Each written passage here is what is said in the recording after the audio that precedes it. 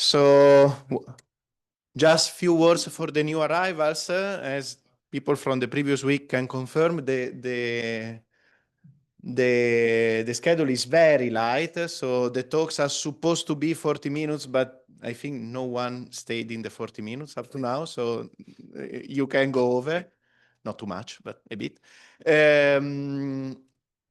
Yeah, let's start. So let's start with Lea, dynamical manifestations of many-body quantum chaos and timescales for thermalization. Lea? Okay, so first, I'd like to thank the organizers for this invitation. For me, it's wonderful to be here in São Paulo. I was telling some of you that I was born like 2 blocks from here. And it's very special to be here where the Institute for Theoretical Physics used to be. The institute was founded back in the 50s, and it was in the spirit of the Max Planck. So the first director was indicated by Heisenberg. And then, well, things changed along the years. But I used to have graduate classes here in the 90s. So a lot of nostalgia for me. All right, so the first results that I'll show in the first part of the talk were obtained with this group of people, and everything really started with Jonathan, who is also here. And I'll talk about how we can detect quantum chaos through the dynamics of many-body quantum systems. I'll tell you what are the problems when we try to do that, how to circumvent these problems, and how the presence of these dynamical manifestations of chaos affect the time scales for relaxation. All right, so quantum chaos is a term that we all often find in these studies of many-body quantum systems because chaos caused by the interactions between particles is what guarantees that an isolated quantum system can thermalize, is our enemy when we are trying to localize interacting systems, and it's a source for the scrambling of quantum information. But what exactly is quantum chaos? It depends a little bit on which topic you are addressing. You may find different definitions. In this talk, I'm associating quantum chaos with spectral correlations as in random matrices. And how do we detect these spectral correlations? Well, if you have access to this spectrum, you just do analysis of level statistics, as in the case of nuclear physics. But there are several experimental platforms, and I think this died. It did. So there are several experimental platforms where you don't have easy access to the spectrum at many levels. For example, cold atoms, or experiments with ion traps, or if you're doing simulations with a quantum computer, what people do there is dynamic. So it would be very nice to have an observable that would give us information about the spectrum, that would give us information about the spectral correlations in the dynamics. So they exist, that's what we are going to talk about, but the issue, one of the issues is that to get information about the spectrum through dynamics, you have to wait some time. The dynamics has to resolve the discreteness of the spectrum. All right, so I know there are students, probably already all know that, but let me start talking about what these spectral correlations are, talking about random matrices, yeah? So matrices completely filled with random numbers, big matrices. The only constraint is that they have to satisfy the symmetries of the systems that we are trying to study. So Wigner back in the 50s was playing with matrices that were real and symmetric. So what we call matrices from the Gaussian orthogonal ensembles. And what do we know about these matrices? First, all the eigenstates are exactly the same thing. They're all just random vectors, so no preference. They're all very similar. So this is important. And the eigenvalues are correlated. How do we know that the eigenvalues are correlated? You can look, for example, at the distribution of the spacings between neighboring levels, and we get to the Wigner-Dyson distribution, which tells us that there is no spacing 0. So the levels are not degenerate, they repel each other. So these are correlations. This is a way to detect these correlations, but if you want to do a careful analysis of the spectrum, you should look also at long-range correlations. This one is detecting only short range. But very well, so this is the Wigner-Dyson distribution, this red curve. And what is the connection with chaos? It came much later in the 80s and not in the context of many-body systems, in the context of billiards. So what people saw when the billiard, the classical billiard, is chaotic, so you have positively Lyapunov exponent, in the quantum domain, you will get the Wigner dice. If the billiard was not chaotic, regular, so then in the quantum domain, you get the Poisson distribution telling us that now you can have crossings. So this was well established for systems with few degrees of freedom. And then what people started doing is extending this idea for systems with many degrees of freedom, many body quantum systems, even when they would not do the analysis of the classical limit, or even when the classical limit doesn't make much sense, such as in this example here, where we are showing a Hamiltonian for a spin half. So classical limit there doesn't make much sense. But if we get a Wigner dice, then we say, oh, my system is chaotic. Okay, so that's the case for this Hamiltonian. So let me tell you what this Hamiltonian is. As I said, is a system for spins half in one dimension. We have only couplings between nearest neighbors, no randomness except for this term here. So what this term tells is that on each site we have a different Zeeman splitting randomly distributed. So if this disorder strength is of the order of the coupling, we get this very nice Wigner dice, and I'll say that the system is chaotic. So this will be my representative model for my many body quantum systems. Okay. All right. Now, of course, this real system, which can be studied experimentally, has nothing to do with full random matrices. If you look at the Hamiltonian matrix of these real systems, you see that they're very sparse, banded. The elements there, even if you put randomness, they are correlated. So there are differences. Differences show up in the density of states. For full random matrices, we have the famous semicircle. For these many body systems, it's Gaussian. And very important, the structure of the eigenstates. These are very different. As I told you, for random matrices, all the eigenstates are equivalent. That's what this flat curve is saying. They're all random vectors. For the physical system, then the story is different. The structure of the eigenstates depend a lot on where we are in energy. If we are away from the edges, close to the middle of the spectrum, then you can have states that are close to those random vectors. And people often call these states ergodic, but you never have ergodicity in the sense of random matrices. There is always some correlations there. Okay, so this energy dependency is very important in any study of many body quantum systems. If you're talking about thermalization, you're talking about thermalization there. If you're talking about your difficulty to localize the system, well, the problems are there. So it's structure of the eigenstates. But in this first part of the talk, structure of eigenstates is not the focus. The focus is really on the eigenvalues, on the spectral correlation. So how can we detect these spectral correlations? Through dynamics. Okay, so if we are talking about dynamics, I'm going to be talking about quench dynamics. And let me start with the most absurd case, most unphysical case, where I have an initial state in this diagonal, and I let this state evolve according to that full random matrix. So this will never happen in nature. No, we don't have a system described by these random matrices. But let's start with this scenario, and let's have a look at some observables. Okay, so this is like quench dynamics. No? So let's start with some observables. The first one that I'm showing to you is this one. So this is an entropy. Some people call it participation entropy. What do we have is the state is evolving, and I'm computing the chance to find it in some other, okay. The chance to find it in some of these other, let's call it basis vectors. Yeah? So what we are doing is we are measuring the spread of this initial state in this many body Hilbert space. So that's what this entropy is telling us about this spread.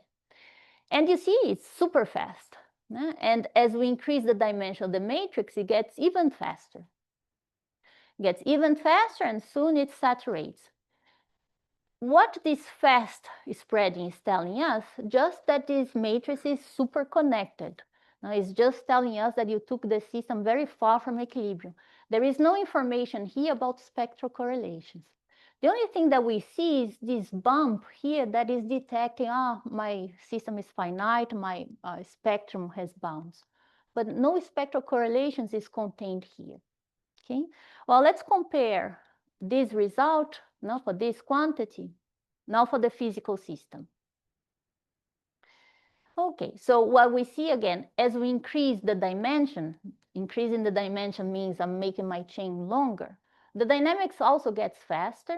It's very fast initial behavior, but you see that then it slows down.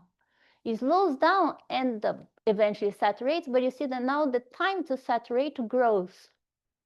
Different from here. No? It grows, and it grows polynomially with the system size. So this is an interesting thing to show. This is a local system, right? This is the, exactly. So this is that, it's hard to go back, no, but it's cool. Is this Hamiltonian here? Okay, so I'm showing results for this Hamiltonian here, where we have just couplings between nearest neighbors. Do you have also results for systems that are, let's say, many body but non-local and change long range, yeah? Long range or all to all? We have some results for long range. You can make it a little faster, yes. So in this GOE example, it's known here how the tau-less time scales from the analytical argument. So can you rescale with this tau-less time and get collapse of this result? Does that correspond also to this dynamical participation entropy or not? I never did the collapse here, Leo. I think the collapse could be done. This is depending on the dimension of the Hilbert space. Yeah. I don't know, it could do that. But the question is whether that's the same time, because it may be a different time, right? Because once we do the collapse, with this IPR may scale with something else than tau-less time. Well, Tau-less. here I don't think you can talk about tau-less time. You have full random matrix. It's GOE, yeah. No, right. GOE, there is no tau-less. No, it exists. No, that exists. It's Order order one or okay. something. If you look at the level number variance, so what is the tau-less energy there when you escape from the GOE? Well, here you never escape. You are the GOE. So yeah, but from the spectral form factor, you can get it. I think you can get the tau-less time in full random matrix. Yeah. But here there is nothing about a spectral correlation showing up. No, the spectral form factor has the correlation there, has the ramp, has the correlation hole. Here there is nothing.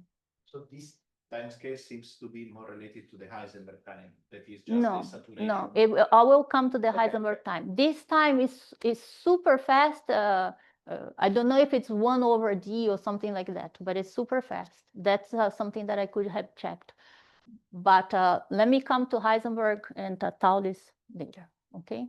It's not, nothing is here because there is no information about spectrum here. Okay, so anyway, so this was just to show to you that the model matters.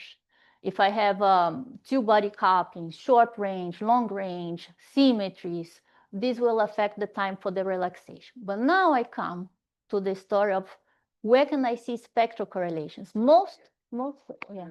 So what is H0 in the where is H0? Here. Yeah. The disorder. The disorder. It's 0.5. Sigma Z. So it's the initial states are product states, and the disorder is 0.5 of the coupling. So very deep in the chaotic regime. Yeah. And the initial states in the middle of the spectrum. Yeah. Any other questions? Okay, so most observables, if I look at magnetization, things like this, we don't see spectral correlations in the dynamics, except when we study autocorrelation functions. So here I'm talking about the survival probability or return probability, the probability for finding the evolved state or the initial state later in time. So coming back to random matrices, what do we see for this quantity? Now comes. The dynamics becomes much faster, just as we saw here. The short time dynamics is much faster. The same similar behavior. And this is related to the dimension of the Hilbert space. But what we see at some long times is that we reach a value below the saturation.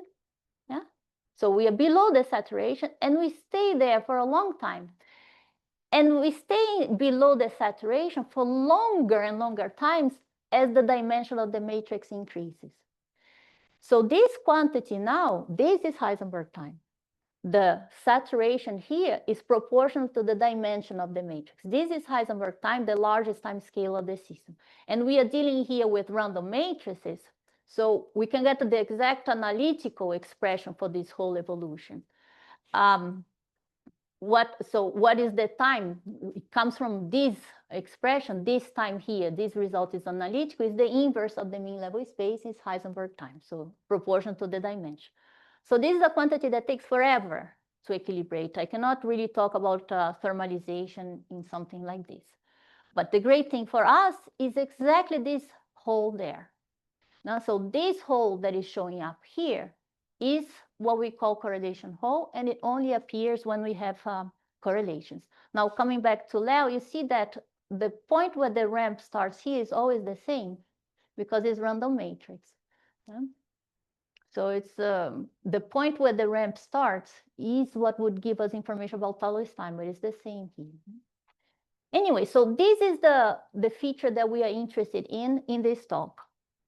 And it will show up no matter which kind of system you have, if you have spectral correlation. So coming back now to the physical model, so the kind of initial states we have are states like this in the middle of the spectrum. We evolved, so these are physical states, no? And experimentalists could prepare that, and we evolve according to this physical Hamiltonian. Now we do averages. Averages over initial states picked in the middle of the spectrum, averages over disorder realizations. I'll come back to this story of averages later, which is very important, okay? But what are we going to see? There, you see the same correlation hole that we saw before.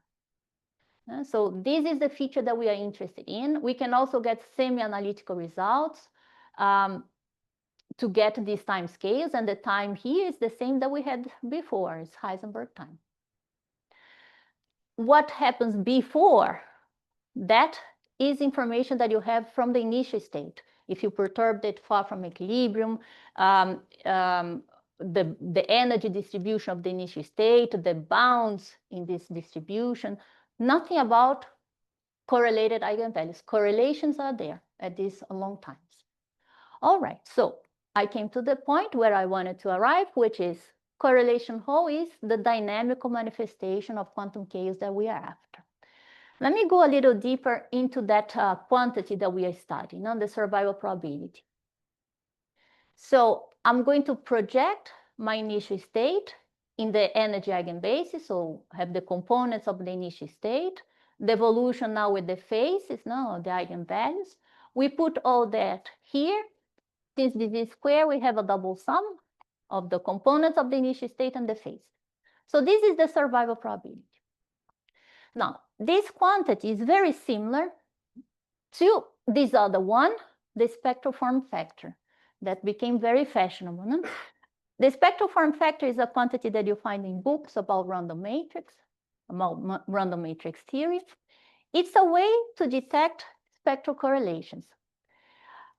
But the nice thing about the spectral form factor is that you don't look only at neighboring levels, as I showed to you before with the level space and distribution. You also look at levels that are far away. So you're detecting short and long range correlations. But it's an analysis of spectrum. Analysis of spectrum, oh, it's a meeting. But I'm not going to join the meeting. I already told them that I'm not joining. Just let me, we are on YouTube, eh? Yeah, okay. So good, so I can prove to them that yes, I was good. yes. Ah, good. Or also don't say bad words about the meetings, let's say. It's a wonderful meeting. Okay, yes. I'm sad I'm missing it. Staff meeting. Okay, so what I was saying, so this quantity is an analysis of spectrum in time domain, but you see that it's very similar to the survival probability. Yeah? Survival probability has information about the initial state. So it's a real dynamical quantity. If I had an initial state where all the components were exactly the same, well, the two quantities would be the same. But you don't, these are not physical states. No? But at long times, they detect the same thing. They detect spectral correlation. So that's what we were saying. No? This is the correlation hole for the spectral form factor. The correlation hole recently started being called also ramp plateau structure. No, that's a term that was introduced in high energy physics. I'm going to refer to this as correlation hole and as ramp to talk to everybody. But just for you to know, the term correlation hole was introduced in the 80s by these people. They were studying level statistics of molecules. It's hard to resolve the lines of the spectrum of molecules. So they were doing spectral form factor because with this Fourier transform, you get the hole there. And this term was used in many other papers back in the 80s and 90s. Very well. So, but anyway, so what is important for us is now, can we detect, so now this is for Uli, who should be paying attention, because the question here is, can we detect the correlation hole experimentally? No, I'm joking, come on. Anyway, so the advantages for this quantity, you don't need to do unfolding, you get the hole, detect short and long range. You don't need to worry about symmetries, the hole will show up. And super important is we are seeing it through dynamics. But there are problems. The first problem I already told you about. It shows up at very long times. And you need a lot of precision here. How can we get rid of this first problem? And the answer is trivial. Instead of pushing large and larger systems as we are always trying to do, go, why it's so hard? No, I'm going to change here. Go then smaller and smaller. Okay, so what we showed in here is that with only 6 sites, we can detect the correlation hole. Please go. Yeah, because it's too cold. Yeah? Yes. Yeah. Okay, so with just 6 sites instead of 20, you can detect the correlation hole. Now, what does 6 sites mean? In this system where we conserve magnetization in the z direction, 6 sites means just 3 excitations. So just 3 particles interact.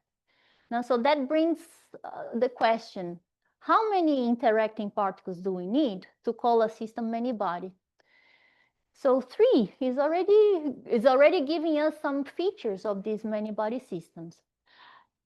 If you look at level statistics, 8 sites, which means 4 interacting particles, give a wonderful Wigner-Dyson distribution. But 3, you may say it's not so good. It has the repulsion here, and that's what we are detecting, but it doesn't look like such a good Wigner-Dyson distribution. But here we have just near-neighbor coupling. If you put longer range couplings, you can really improve that and get a very nice Wigner-Dyson distribution. That's what we did in this work with Yovkin. Okay, so issue of time we can solve. The other problem is the quantity is not local. So that could be an issue for the experimentalists. But then Monica solved this problem for us because she showed that they can measure the survival probability, but not for all sites, for a portion of it. So in this equation, I'm just trying to show to you the story. Now, if you had 4 sites, let's say they can measure 2 of this. So it's a partial, or as they call it, a subsystem return probability, but they can measure that. And they can measure up to around 6 sites. Well, 6 sites is more than what we need. 6 sites, you can compute the whole thing. But I need to tell you something important. This subsystem quantity does not solve the issue of time scales, because time scale is determined by the whole big matrix. So this is what this plot is saying. If I have 12 sites, it doesn't matter if I measure 12 or 10 or 8, the time scale is the same. Okay, so this is not going to solve the problem. But when we started doing this with Jonathan, almost 10 years ago, no, we were worried that people might not be able to detect the survival probability. So then Jonathan came up with another quantity that also detects the correlation hole, which is this one, the spin autocorrelation function. What we are measuring here is the magnetization of one site at 0 and magnetization of one site at a later time. Now, so it's similar to the density imbalance measured in cold atoms, doing an average over all sites. And you see there the correlation hole. Same time scale. And this is a very local quantity. No? Now, in this plot, we are doing an average over all sites, but if you want, you can pick a single site. And then I'm now going to show the worst case scenario. No? So here's a plot where we have 6 sites, so just 3 interacting particles, just near neighbor coupling, and we are measuring a single site. And you see the hole there. For time scales, there are probably reachable, no? Time scales that can be reached experimentally. So I think this is really fascinating. Now you measure a single site, and you get information about the spectrum of this many-body quantum system. Okay, so these 2 issues are solved. And then comes the next one, lack of self-averaging. So let me tell you what self-averaging is first. Sorry, I'm not. Whenever I measure a hole, like something that goes more down than what should, and then I'm sure that the origin is always the same. No, not whatever you. Okay. It has. So here you have, let's say, some other Yes, analytical proof that this kind of behavior is due to the long-range correlations. Okay. To have a chaotic system. Okay. And it's not just a bump there. Exactly. It's a ramp that. So an experimentalist is able to distinguish, let's say, a fake Well, ramp you to know the time scales where these should show up, and you know that if the slope to follow this linear okay. ramp. Yeah. Similar thing, what happens if I have conserved quantities where I know that the approach to thermalization is the power law? No, it doesn't. It doesn't matter if you have symmetries in your system, conserved quantities. It's going to show up.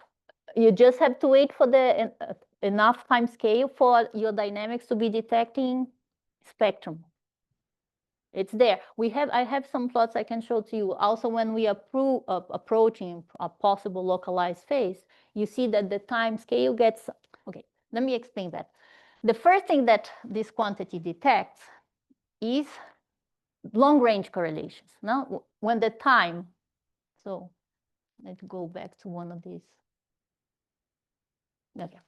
So the first thing that it will detect is the long-range correlations, and it shows up. And then it will detect short-range correlations at the end of its dynamics. If you have a system where you killed part of these correlations, well, the correlation hole is not going to be complete. You may start later. But if it's chaotic and you have symmetries, it doesn't matter. You have the hole there at the time scales of any chaotic system. I don't know if it was clear.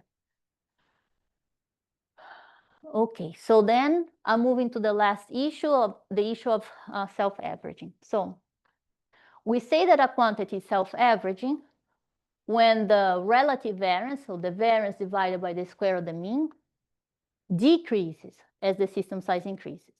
If this is true, it's good. If you're an experimentalist, as you increase the system size, you can reduce the number of samples. If you're doing numerical simulations, wonderful. As you increase the system size and the Hilbert space is exploding, at least you can reduce the number of realizations. If the quantity is not self-averaging, you cannot do that. And that's the case of survival probability, spectral form factor. You have to do averages. The gray curve here is the case where we picked one realization, one initial state, and you have such big fluctuations that you may not even see the whole. What kind of averages are you going to do? Whatever you can. Could be averages over disorder realizations if you have a disorder system, averages over initial state, running averages, combinations of these things to smoothen the curve. And this was already discussed, the lack of self-average of these quantities in papers by the 90s. what we did more recently is to show that analytically. Again, that's the big advantages of full random matrices. We can do things analytically. So we then computed this relative variance analytically. That's tedious work, because you don't have just two body correlations, but you have 2-point correlations. You have 3, 4 combinations of them. It's tedious work that Mauro did very well. And then what we get, so this plot is for the analytical result. So what do we see? As we increase the dimension of the matrix, it goes exactly in the opposite direction. It increases. We want it to decrease. It goes in the opposite direction.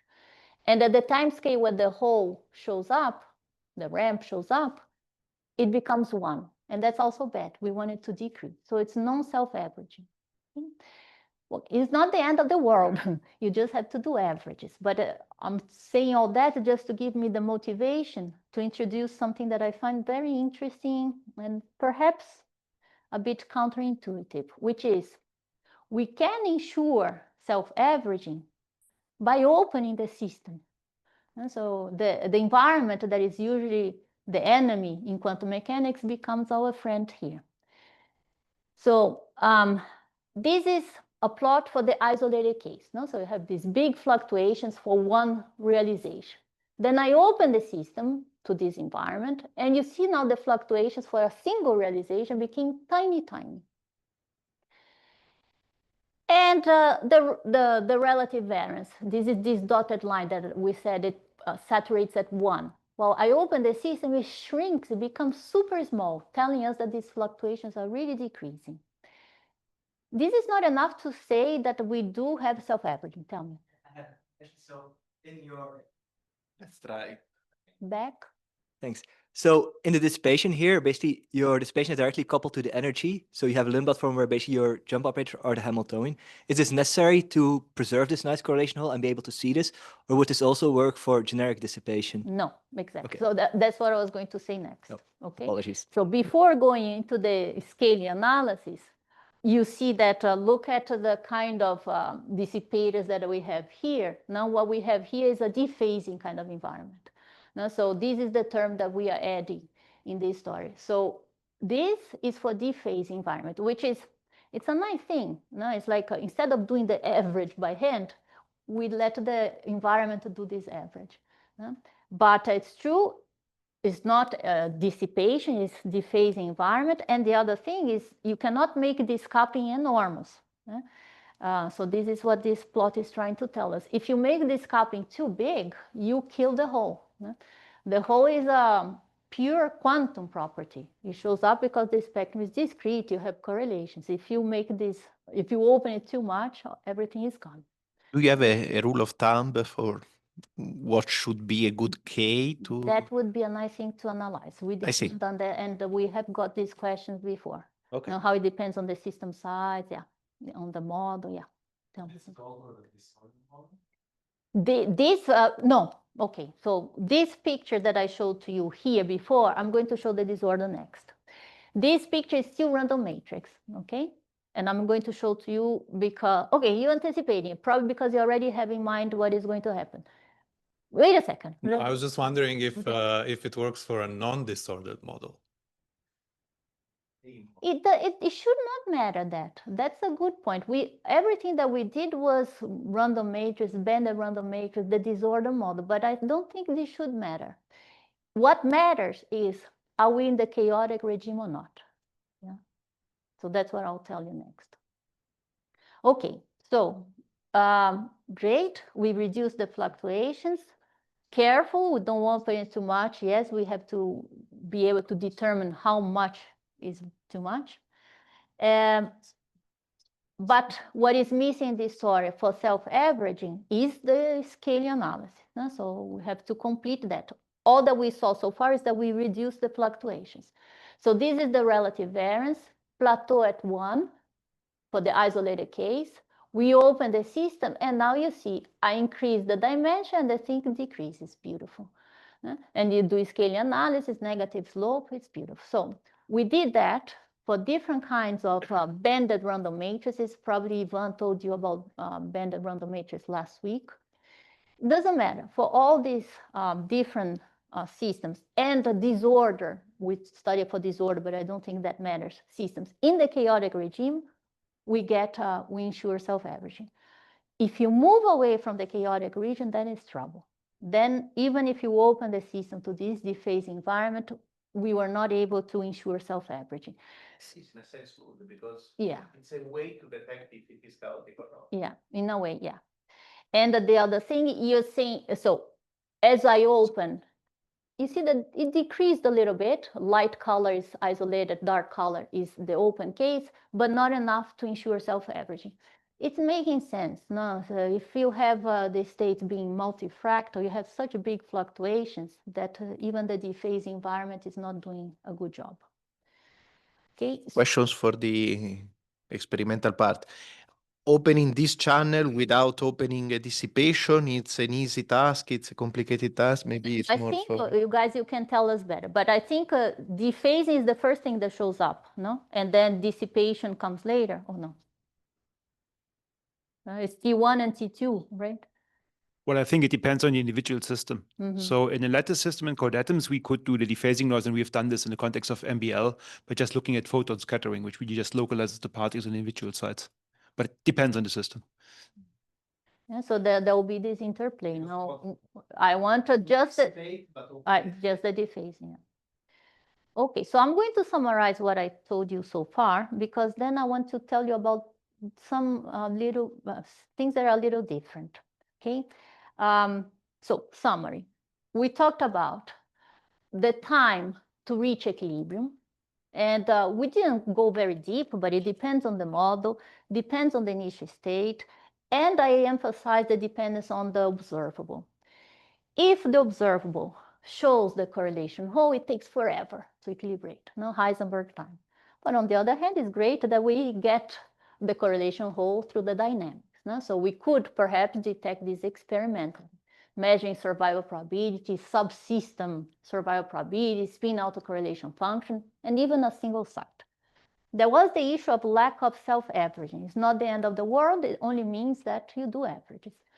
But it was gave me the chance to tell you about the nice effects of the environment here. I believe, I'm sure, there are other applications for this reduction of fluctuations that you could think of that could be a nice thing.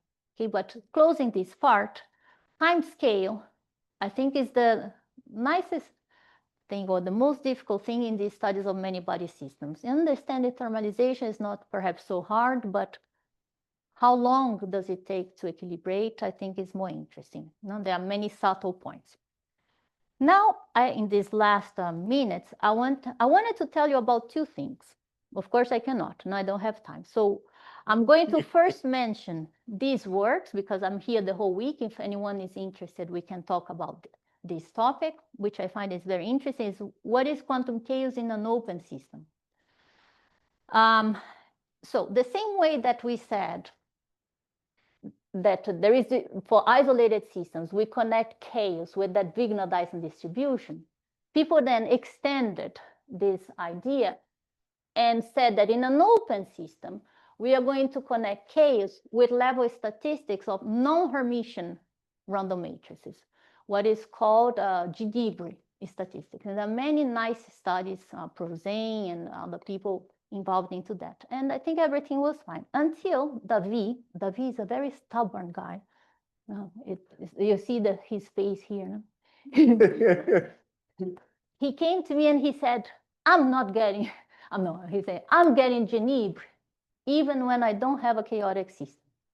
He did that for the decay model. So that's what this paper is about. And then he went to the original kick-top and showed that even there, he would get Ginibri without chaos. Then the Bobrat, I think, solved this issue in this other work where he showed and he came up with a very nice toy model. He did it for the decay model, but also a toy model using random matrix, saying that you have Ginibri whenever you have transient chaos. Even if at long times, the steady state is not chaotic, if you have transient chaos, you're going to get Ginibri. So if anyone wants to talk with me about this during the week, I'm here. The other work is the story of ETH. no? Eigenstate thermalization hypothesis in the presence of long-range couplings. So I thought this topic was more appropriate for this meeting. And this is the work by Schumo. Here. So what is the story? So Leo already told you everything about ETH and thermalization, no? But let me just go through a quick review. So far, I only showed to you results for the system with nearest neighbor coupling. Now let's talk about systems where I have coupling between site N and M. And the strength of this coupling is determined by this alpha here. If alpha is infinity, we go back. The only thing that survives is nearest neighbor. So alpha large, short range. If alpha is small, we have long range. Alpha 0 is the case where it doesn't matter how far these sites are, we have the same strength. No? Site 1 and 1 million, the same strength as site 1 and 2. Okay. As we increase the range of the interactions, no, as this alpha decreases, we can make the dynamics faster. We will still have the same behaviors that we have for thermalization. I think what becomes interesting is as I go alpha, so whenever I have alpha larger than the dimension of the system, things go very similar to what we know. If I go alpha smaller than the dimension of the system is 1. That is what some people call super long range interaction. And that's the region that I find more interesting. Let me tell you why. So we're talking now only about super long range. Alpha is smaller than the dimension of the system. Quick review over thermalization. You have the observer evolving. I'm writing it into the energy eigenbasis. So I have components of the initial state, phases, and the off-diagonal elements. Suppose that I have just full random matrices where all my eigenstates are just random vectors. These coefficients are just random numbers satisfying normalization. So my initial state is also a random vector. So these components are small, not correlated. My spectrum is rigid. No degeneracies, random matrices, and these off-diagonal elements here, well, since these eigenstates are just random vectors, they are very small, and the distribution follow this Gaussian, just like these components. So this is known as off-diagonal ETH. Okay, so this is the first piece of the analysis. All that combines to tell us that this term just gives us small fluctuations around the infinite time average. And the second part of these studies that I already know, you compare this infinite time average with microcanonical ensemble. When they should be equal, if these expectation values are very close. And if I have random vectors, of course, they are very, very close. Okay, once we move to physical systems, as we already said, the states are close to those random vectors in the middle of this spectrum. So in the middle of the spectrum, we find that these elements are all very close. So that's what we call diagonal ETH. Okay, so just reviewing off-diagonal ETH and diagonal ETH. Now let's go to the system with long-range, super long-range couplings. So Schumo picked this model to connect with the experiments in ion traps, since they do study this model. And what do we have here? First, let me look at the case where alpha is 0, no? All-to-all coupling. Then I have an integrable limit here. And the density of states is not that Gaussian anymore. Now we have these bands, these energy bands. And inside each one of these bands, all the states are degenerate. In this case, no. And this is a good point. Because the disorder could, depend on the size of the disorder, could smear the bands. That's why we are focusing now for this story in the clean case. Yeah? You would have to make the disorder too small to keep the band. Okay, so anyway, so we have these bands where all the states are degenerate there. Okay. Tell me.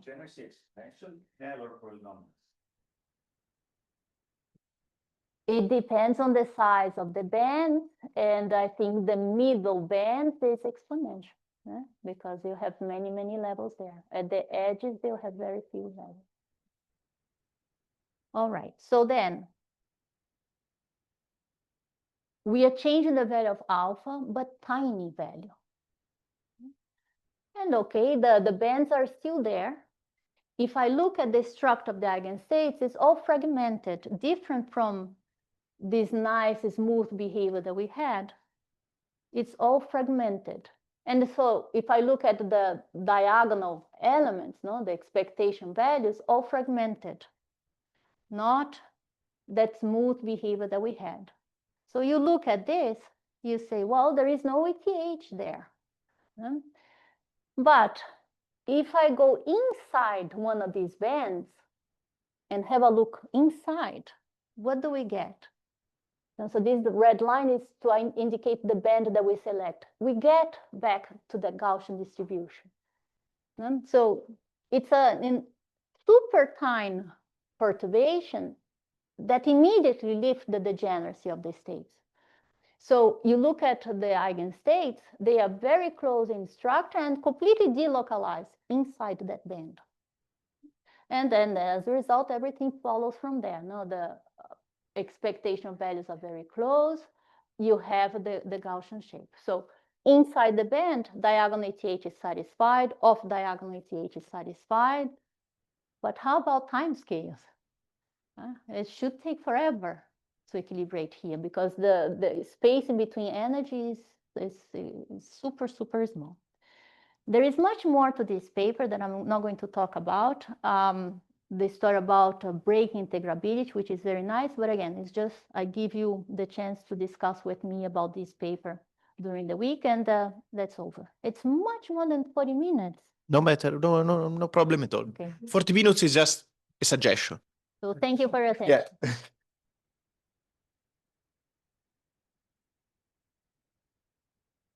More questions?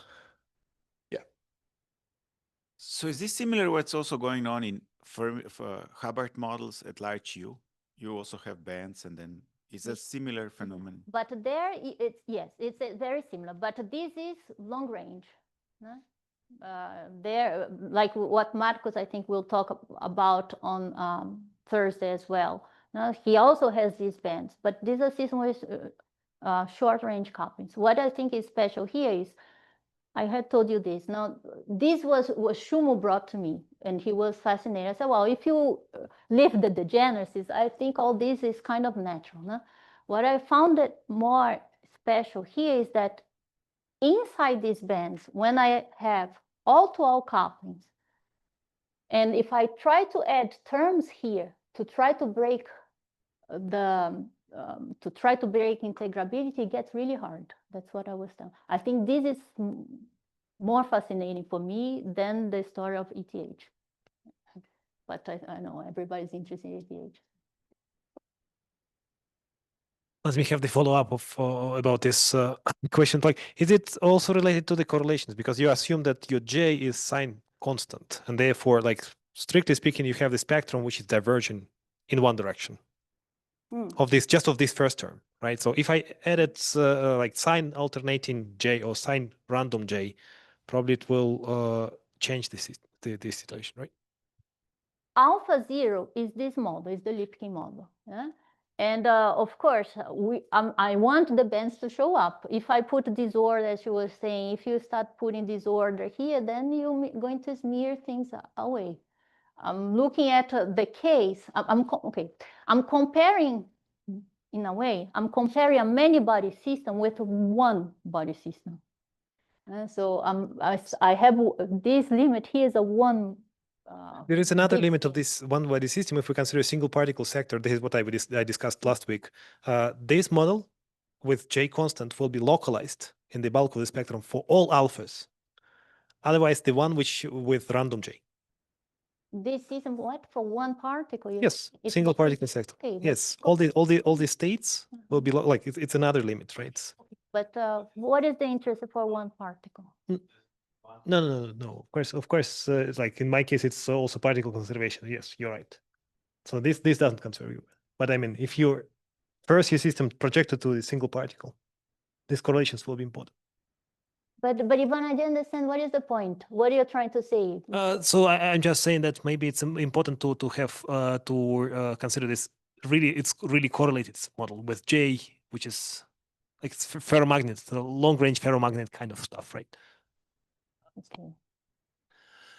Sorry, if you fix alpha different from 0 and then you send L to infinity, at a certain point, actually, they should overlap, right? This is a very good point. So- So this is what we were. Can you estimate at what's the critical system size at So which that's what I was discussing with Shulu, okay? And that, I think that's the question. The thing is, if you have alpha 0 and you go in the thermodynamic limit, you of course, you have a proliferation of these bands, but it's countable. No, it's a natural number. Right? So you have but it's still energy is real numbers. It's uncountable. So it's like, even in the thermodynamic limit, you should claim that we still have bands. Now, once I put this alpha non-zero, that's the question. Are we going to start mixing them? But still, it's countable versus uncountable.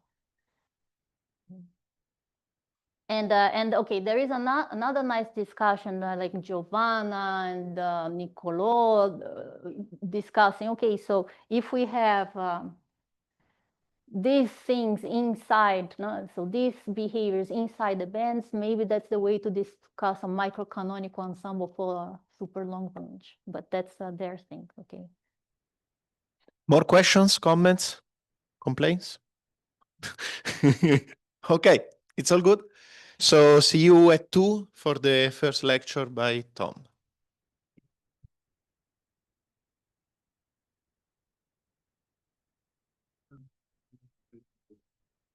It was cold here, no? Eh? It was I cold. try to,